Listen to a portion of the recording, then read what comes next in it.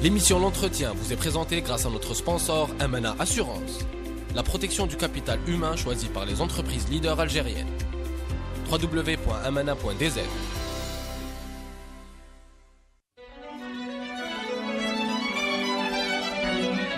Pour bien s'entendre, il faut bien s'écouter. Rendez-vous sur M, la petite radio du Grand Maghreb. Amis auditeurs de Radio M, bonjour. Nous avons le plaisir d'accueillir dans l'entretien aujourd'hui Raouf Farah. Bonjour Raouf Farah, chercheur. Bonjour Ihsan. Bonjour, chercheur, analyste politique, spécialiste de la géopolitique de l'espace sahélo-sahélien, qui n'est pas souvent traité, on va pouvoir l'évoquer durant cette émission. Spécialiste en l'occurrence des questions de sécurité, de migration et de développement. Oui. Nous avons tenu à vous recevoir sur le plateau de Radio M une deuxième fois, parce que l'actualité des questions migratoires est une actualité qui devient montante, lancinante en Algérie. Le 15 octobre dernier, le rapporteur spécial des Nations Unies, M. Philippe González Morales, a interpellé le gouvernement algérien pour l'appeler à cesser immédiatement les expulsions collectives de migrants africains vers le Niger. Vous avez signé, Raouf Farah, un papier dans le Watan pour déplorer le fait que l'Algérie n'avait pas de vision sur la question migratoire. Expliquez-nous ce que c'est de ne pas avoir une vision dans le contexte d'aujourd'hui. Tout à fait. Merci d'abord de l'invitation. Il faut rappeler peut-être à vos auditeurs que la question migratoire est un des défis les plus importants du XXIe siècle. Et il faudrait aussi peut-être que nous discutions de la migration en Algérie davantage comme étant un défi qu'un problème. Si les Nations Unies ont véritablement contesté l'approche algérienne sur cette question-là, c'est principalement pour ces opérations successives, régulières, récurrentes, de rapatriement, ou plutôt d'expulsion. La terminologie varie dépendamment si on est du côté des autorités ou plutôt du côté de la société civile. Il est vrai que ces opérations-là, aujourd'hui, ont lieu dans le nord du pays et fonctionnent à partir de pôles régionaux, donc Oran, Alger, Annaba, etc., où des migrants, souvent en situation irrégulière, très souvent, sont rapatriés ou sont regroupés vers la ville de Tamanrasset pour être retournés ou rapatriés ou expulsés vers le Niger. Alors, on va s'arrêter 2 secondes sur ce processus-là qui a marqué l'année 2018, mais qui a démarré bien avant, qui a pris des proportions alarmantes durant cette année, qui a valu à l'Algérie quasiment un blâme des Nations Unies et qui a, on va le voir, valu aussi à l'Algérie d'avoir son image dégradée chez ses voisins du subsaharien.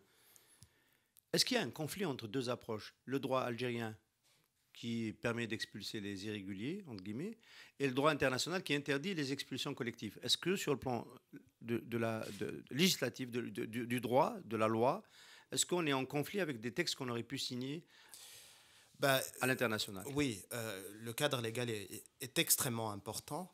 Aujourd'hui, en Algérie, il n'existe pas vraiment, même si l'Algérie est signataire de plusieurs conventions internationales, notamment la Convention 1951 sur les réfugiés et les demandeurs d'asile.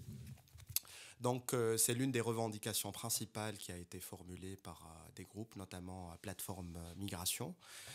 Et donc, aujourd'hui, le cadre légal algérien ne permet pas de protéger ni le migrant en situation irrégulière, économique ou autre, ni le réfugié, ni le demandeur d'asile. Parce que sous l'épithète migrant, il y a quand même plusieurs catégories. Et aujourd'hui, d'un point de vue de la législation internationale, nous considérons, ou plutôt la communauté internationale est en train de travailler sur la notion de migrant climatique qui va être d'un impact extrêmement fort sur l'Algérie vu la situation au Sahel. Donc, pour vous répondre succinctement, le cadre légal en Algérie n'existe pas, même si l'Algérie est signataire de 2 conventions internationales.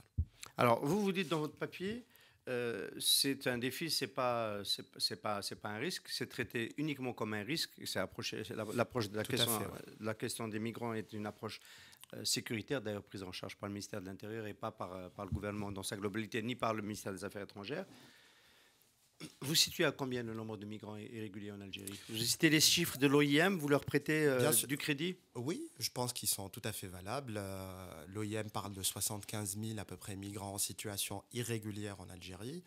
Le gouvernement algérien parle un petit peu plus de 100 000, dont au moins 25 000 seraient à Tamanrasset. Mais la question du nombre, je crois, n'est pas si pertinente que cela à partir du moment où c'est l'approche qui prévaut, qui, elle, doit dicter notre façon d'envisager les migrations. Enfin, le nombre est aussi important. C'est-à-dire que là, à 100 000, on n'est pas sur les ordres de grandeur qu'on aurait pu imaginer.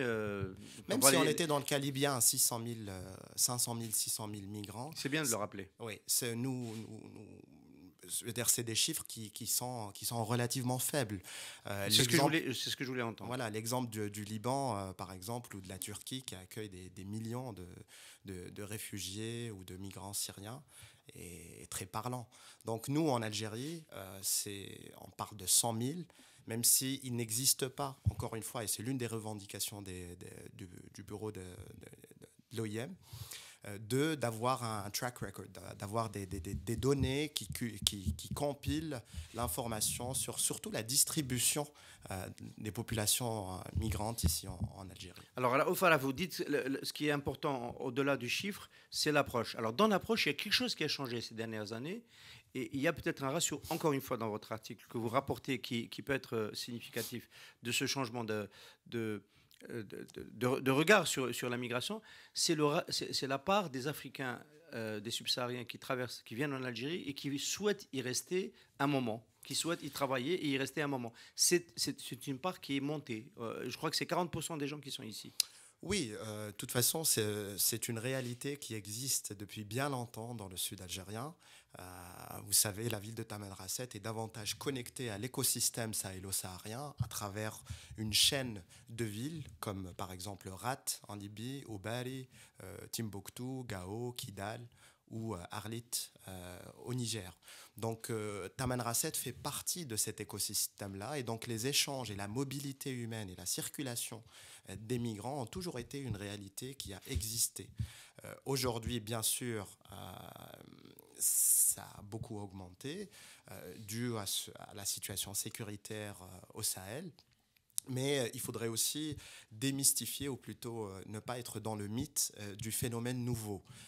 Plus de 40% aujourd'hui, comme vous l'avez si très bien dit, s'installent à Tamanrasset et veulent rester à Tamanrasset et travaillent à Tamanrasset. Et selon mes recherches, il y aurait plus de 60% qui sont des travailleurs saisonniers aussi. Donc c'est des gens qui viennent travailler à Tamanrasset durant la saison agricole ou dans des petits boulots et qui retournent, en tout cas retourner chez eux et continuer leur vie de l'autre côté de la frontière. Le travail saisonnier, c'est plutôt dans le Tel que Tamanrasset, c'est plutôt dans le nord. Non, il y a beaucoup de travail saisonnier à Tamanrasset même, surtout dans le domaine je l'ai dit, de la restauration, dans le domaine de la restauration, dans le domaine de la construction. Tamanrasset est une ville qui a... La saison chaude, on arrête de travailler. Voilà, exactement. Ça baisse un peu. Donc c'est surtout la construction, le métier du ferraille, le métier tout ce qui touche la construction en tant que telle. On va revenir dans un instant à l'écosystème de Tamanrasset. Tamanrasset, vous êtes en train de faire depuis plusieurs mois un travail de terrain, de recherche dans le cadre de vos investigations.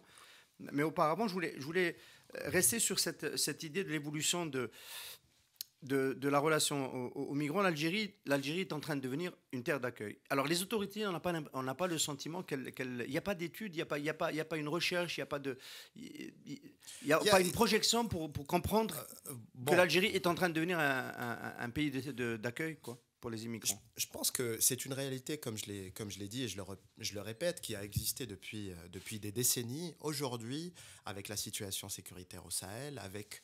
qu'on le veuille ou non, la décennie ou les 2 décennies d'enrichissement de l'Algérie qui ont fait qu'il y a eu un boom, même dans le sud, beaucoup de migrants sont venus s'installer en Algérie pour travailler, etc. Et il faudrait peut-être un jour que l'Algérie sorte de cette vision humanitaire où le migrant, c'est le malade, c'est celui qui vient en Algérie pour se soigner ou pour accéder à l'école. Non, les gens viennent à Tamanrasset, viennent dans le sud algérien pour travailler.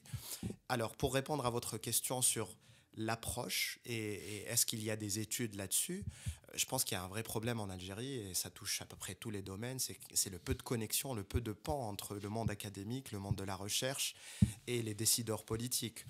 Les décideurs politiques sont engagés dans une approche hyper sécuritaire qui privilégie la dimension fermeture des frontières, décision unilatérale sur les questions de terrorisme, etc., et qui ne laisse très peu de place à toutes les autres dimensions aussi importantes sur la question migratoire. Donc, par exemple, la dimension sociétale, la dimension de la diplomatie quotidienne. Quelle image ces migrants-là vont avoir de l'Algérie quand l'Algérie va les rapatrier ou les expulser. Imaginez par exemple la fierté d'un jeune de 25 ans malien qui travaille à Tamanrasset et qui envoie de l'argent au Mali pour nourrir une famille de 8 personnes. C'est quelque chose de formidable pour l'Algérie et les besoins sont là. Donc, pour revenir sur le gouvernement ou l'approche de l'État algérien en général, c'est une approche qui combine deux dimensions, plutôt deux piliers.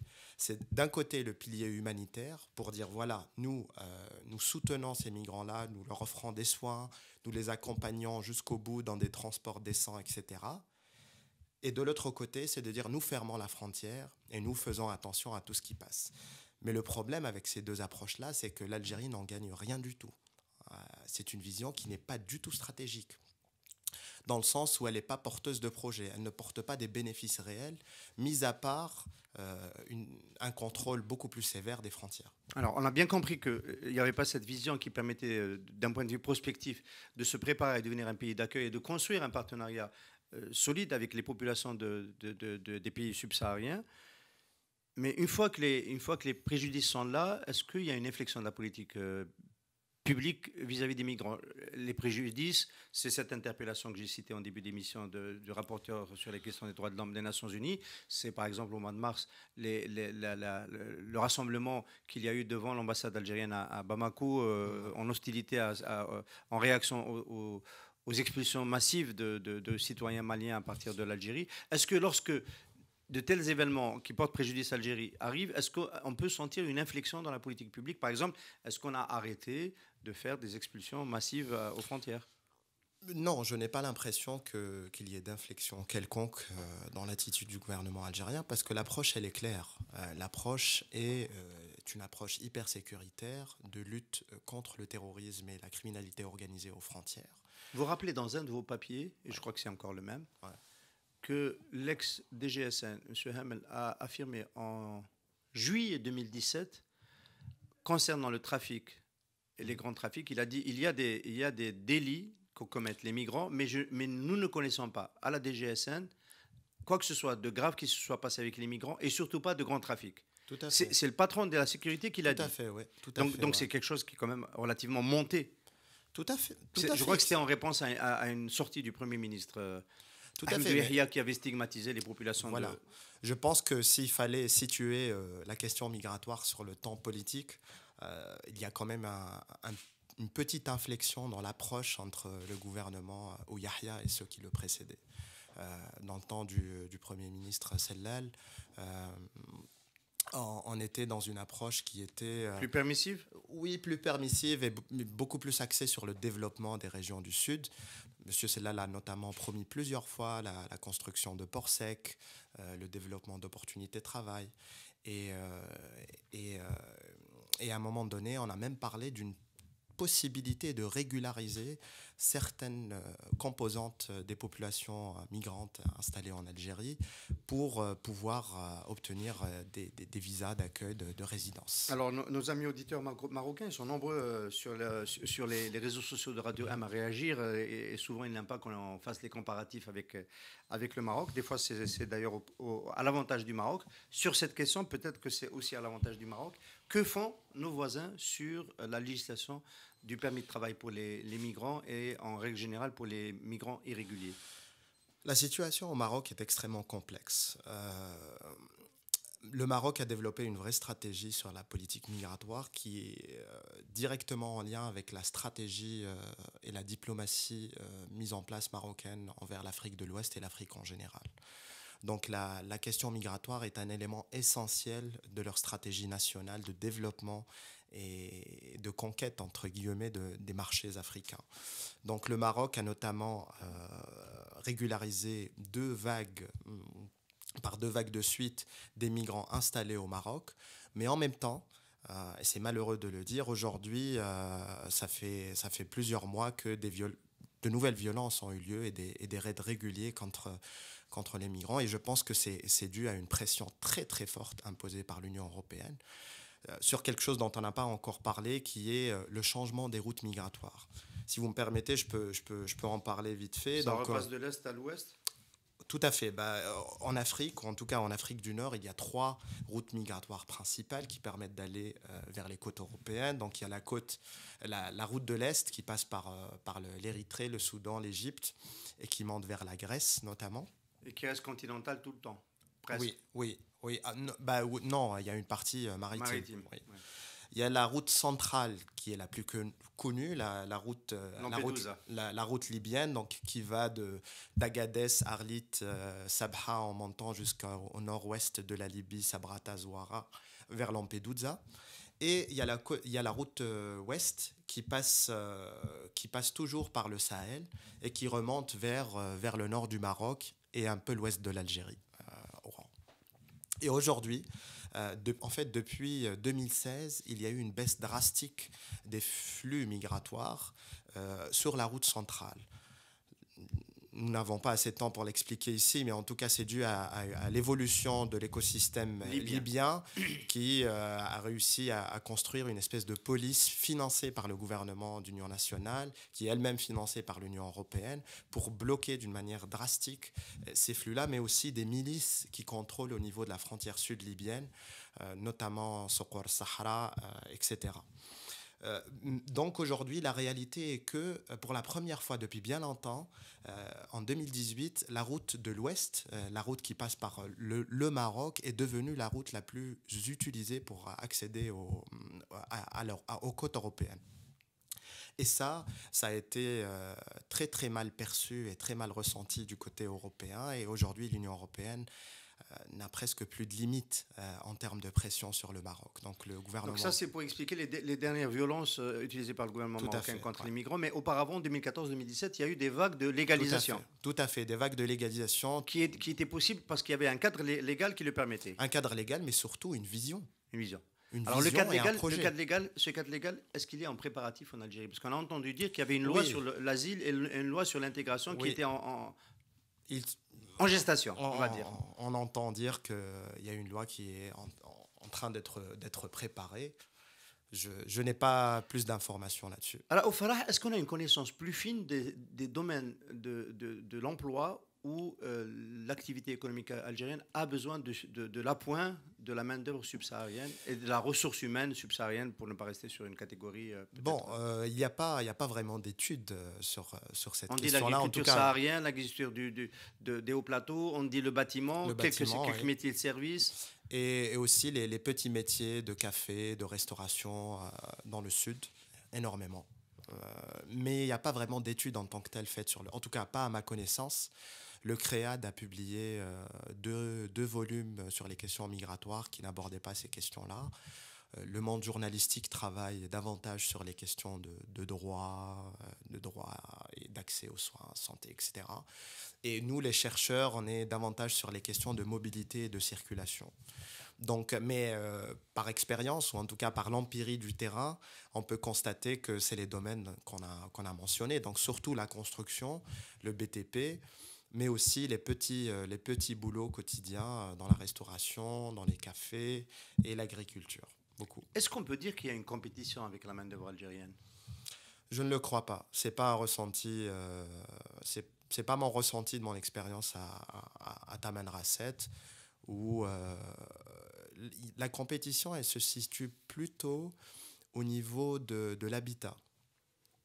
Donc, on assiste de plus en plus à une forme de ghettoisation des communautés migratoires dans le sud algérien. Je parle en tout cas pour ce que je connais à Tamanrasset, où les populations locales essayent de moins en moins se mélanger aux communautés migrantes qui sont installées à Tamanrasset. Alors, Dans votre approche de la question, vous dites qu'il faut regarder les flux migratoires et la position de l'Algérie comme une opportunité, non pas comme un risque. Peut-être que pour illustrer cela, c'est la fonction de Tamna Lasset qui pourrait le mieux illustrer ce qu'est Tamna Lasset et ce que pourrait devenir Tamna Lasset. Tout à fait. Alors, déjà, qu'est-ce que Tamna Lasset aujourd'hui? Avant d'arriver à ce que peut devenir Tamna Lasset dans une vision stratégique d'insertion d'une relation forte avec l'interland subsaharien de l'Algérie. Oui, Tamna Lasset aujourd'hui, elle joue deux rôles, je dirais. Je dirais que premièrement, c'est le dernier point d'arrivée en Algérie vers les pays sahéliens. Elle joue un peu ce rôle-là, mais elle est surtout une plaque tournante de la petite économie dans le système sahélo-saharien. Donc aujourd'hui, peu d'Algériens le savent malheureusement, mais le nord du Mali, le nord du Niger et même jusqu'au centre sont des régions qui dépendent d'un point de vue de survie de la réalité économique de Tamna Lasset. La majorité des produits qui sont vendus dans ces régions-là sont des produits algériens. Donc Tamna Lasset est une région essentielle, cardinale. Malheureusement, elle est peu exploitée ou sous-exploitée et elle pourrait devenir un véritable hub économique. Aujourd'hui, à Tamna Lasset, il y a plus de 40 nationalités qui vivent dans la ville. C'est une ville cosmopolite. C'est une ville cosmopolite et on est en Algérie dans le déni de la réalité, c'est-à-dire qu'on pense encore que c'est une ville algéro-algérienne, mais c'est une ville complètement ancrée en Afrique. En fait, c'est la vraie capitale de la zone sahélo-sahélienne. Et moi, je dirais que c'est la vraie capitale d'Algérie. Oui, de ce point de vue-là. Parce que l'Algérie est un pays africain. L'Algérie est un pays qui a une profondeur historique, géographique, sociale, culturelle en Afrique qu'aucun pays d'Afrique du Nord n'a. Et malheureusement, ça, on n'a pas encore su l'exploiter. Alors, le potentiel, on l'a très bien compris. La réalité, c'est que à cause de raisons sécuritaires qu'on peut parfaitement comprendre, le nord Mali n'étant pas sécurisé, les postes de Timiaouine, d'Enzawatin et de Bot sur le plan du commerce sont fermés. On pensait qu'il y avait un commerce, un flux tendu avec le Niger, parce qu'il n'y a pas de guerre civile au Niger. Mais j'ai appris en préparant cette émission que le poste frontière de N'Gzam est ouvert 2 fois par mois seulement. Oui, et donc le commerce avec cette profondeur territoriale est bridé en ce moment. Tout à fait. Je tiens juste à rappeler, au cas où les auditeurs l'auraient mal interprété, il y a des raisons objectives qui font que la frontière a été ou doit être fermée de cette façon-là aujourd'hui. Il y a des raisons on parle de quelle frontière? Parce qu'il y a tellement de frontières fermées en Algérie qu'en ce moment... On parle de la frontière malienne, surtout, et de la frontière libyenne à l'est. Mais concentrons-nous sur la partie sud. Donc il y a des vraies raisons qui permettraient d'expliquer cette fermeture de frontières.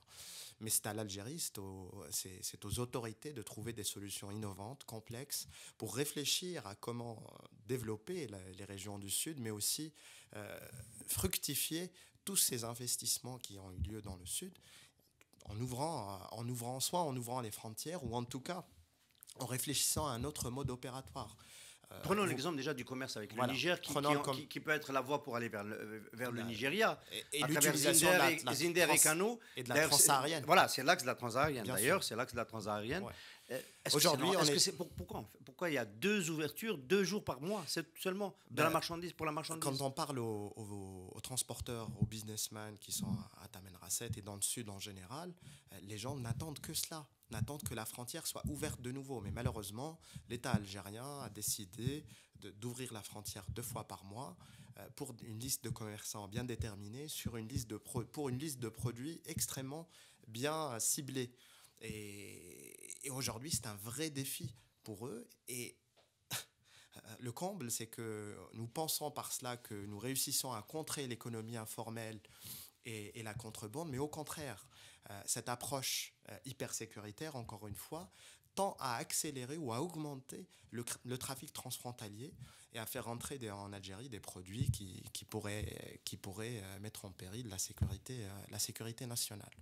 Alors, des produits qui pourraient mettre en péril la sécurité nationale, mais en face, nous avons un écosystème à Tamna Lasset qui est bridé et qui peut causer peut-être des tensions sociales, parce qu'il y a peut-être des investissements qui ne vont pas être fructifiés, il y a des opportunités de travail qui sont perdues. Oui. Totalement, oui. Il y a cette histoire du nouveau marché, par exemple, qui a brûlé et qu'on a recréé ailleurs et qui ne fonctionne pas normalement. Voilà, exactement. Le marché de Tafsit qui a été le marché Tefsit a été créé suite au marché de Sihar qui a brûlé et dont les conditions étaient un peu douteuses. On ne sait toujours pas qu'est-ce qui s'est passé. Mais en tout cas, aujourd'hui, le marché de Tefsit souffre énormément. Il est censé accueillir 500 magasins de divers produits algériens, africains, etc. Et plus de 300 magasins sont fermés aujourd'hui. Donc, Taman Rasset est un immense potentiel pour l'Algérie de demain. Le futur de l'Algérie doit se construire vers l'Afrique. On doit arrêter de regarder vers le nord et baisser un peu la tête et regarder vers le sud. Un marché à Taman Rasset, par exemple, pourrait devenir un vrai hub pour toute l'Afrique, jusqu'au Nigeria. Le Nigeria est un marché à plus de 200 millions d'habitants. Alors, il y a deux revendications chez les chefs d'entreprise algériens par rapport à Taman Rasset et le commerce avec l'Afrique. C'est une revendication logistique, plateforme logistique, et une revendication commerciale, peut-être une zone offshore. Tout à fait, ouais. Il y a un immense port sec. Un immense port sec, ça ferait énormément du bien à la région, mais aussi le développement d'une zone franche où du commerce pourrait avoir lieu en toute sérénité, en toute tranquillité, pour à la fois bénéficier des infrastructures qui existent. Il y a une route quand même qui arrive jusqu'à Ain Ghezem, mais aussi créer des opportunités pour les entrepreneurs algériens. Alors, Raouf Farah, on va profiter quand même de votre expertise et votre connaissance des autres éléments de la géostratégie dans cette partie de l'Afrique, des dangers. Vous travaillez avec plusieurs think tanks, sur plusieurs programmes. Qu'est-ce qui menace le plus on va dire ce destin prospère qui devrait être celui de Taman Rasset, vu comme hub du développement régional en Afrique et dans la zone sahélo-saharienne. Qu'est-ce qui serait Alors, il y a un premier risque et un premier péril, c'est la guerre au Nord-Mali. On en est où de ce côté-là? Bon, je dirais que le conflit armé qui a débuté en 2012 au nord du Mali, on arrive à une période où il y a un statu quo, disons qu'il n'y a pas d'avancement réel, il n'y a pas de gros progrès, mais disons que c'est le statu quo, c'est moins pire que ce que c'était il y a quelques années. L'accord d'Alger, l'accord pour la paix et la reconstruction, l'accord pour la paix et la réconciliation du Mali, qui est souvent appelé accord d'Alger de 2015, a jeté les bases d'un dialogue entre les rebelles de l'Azawad et les autorités maliennes. Et il y a à peine 2 semaines, les Nations Unies ont conforté cet accord par un pacte pour la paix. Donc aujourd'hui, au Mali, la situation au nord est relativement stable, donc une fragilité stable. Mais la situation la plus inquiétante se trouve au centre du Mali, dans la région de Mopti ou dans la région du Liptako-Gourma, donc une zone le triangle entre le Mali, le Niger et le Burkina Faso. Et je pense que d'un point de vue sécuritaire, le vrai maillon faible aujourd'hui se situe au niveau du Burkina. Donc c'est le nord du Burkina qui... Est-ce qu'on peut envisager une reprise d'une activité commerciale normale avec le Nord Mali ? Je pense que ça ne sera pas possible dans la prochaine année ou dans les 2 prochaines années. Mais on le souhaite, tout le monde le souhaite. Alors, il y avait, on sait, en face de Borgia, il y a du côté Nord Mali, on va dire des cristallisations de lieux de trafic résiduels dus à ces années-là de no man's land et de conflits, de la drogue, des produits prohibés et des armes en provenance de la Libye. Est-ce que la filière libyenne de l'armement s'est tarie ces dernières années ? Difficile à répondre à cette question parce que très, très difficile de faire du terrain sur ces questions-là et d'avoir des données empiriques objectives. Mais tout porte à croire que le trafic d'armes a un peu baissé comparé à la période de 2011-2016, donc les 5 années qui ont fait suite à la chute du régime Kadhafi. Par contre, ce qu'on remarque, c'est qu'aujourd'hui, le sud de la Libye, la région du Fezzan, est, d'après moi, la zone la plus chaude, la plus intense à surveiller, avec l'implication de certaines milices venues du nord, mais aussi des groupes armés venus du nord Tchad, qui sont là-bas, et des groupes soudanais aussi. Il y a 2 régions à surveiller, en tout cas, c'est le centre du Mali, la région du Liptako-Gourma, mais aussi le sud-ouest du Fezzan. Donc l'Algérie est directement concernée. Alors le sud-ouest du Fezzan, c'est Rat. Rat, c'est en face de Djanet. Le dernier incident important dans le sud, l'extrême sud algérien, s'est déroulé à Djanet il y a quelques semaines. L'armée a réussi à trouver un modus vivendi, mais il y avait un passeur, dit-on, qui aurait été abattu par l'ANP et qui a provoqué des émeutes locales.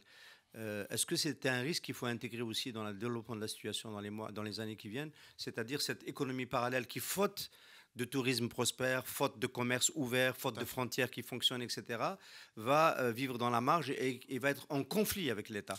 Je pense que c'est déjà le cas. C'est malheureusement déjà le cas. Très difficile de revenir en arrière sans qu'il y ait changement dans la politique actuelle.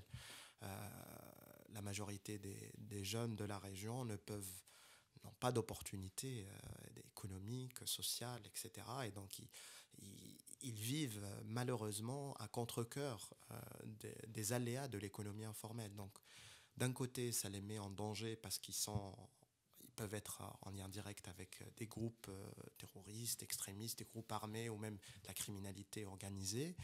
Et de l'autre, c'est un danger potentiel de nouveau pour l'État algérien. Donc, peut-être la meilleure façon de répondre à cela, c'est à travers des vrais programmes de développement, des vraies politiques innovantes, une réouverture intelligente et stratège de la frontière, pas une ouverture totale, mais une ouverture stratège, et le développement de nouvelles infrastructures, telles qu'un port sec, par exemple, dans la région de Tamen Rasset. Raouf Farah, merci beaucoup d'avoir été notre invité ce matin. Merci. L'émission L'Entretien vous est présentée grâce à notre sponsor Amana Assurance, la protection du capital humain choisie par les entreprises leaders algériennes. www.amana.dz.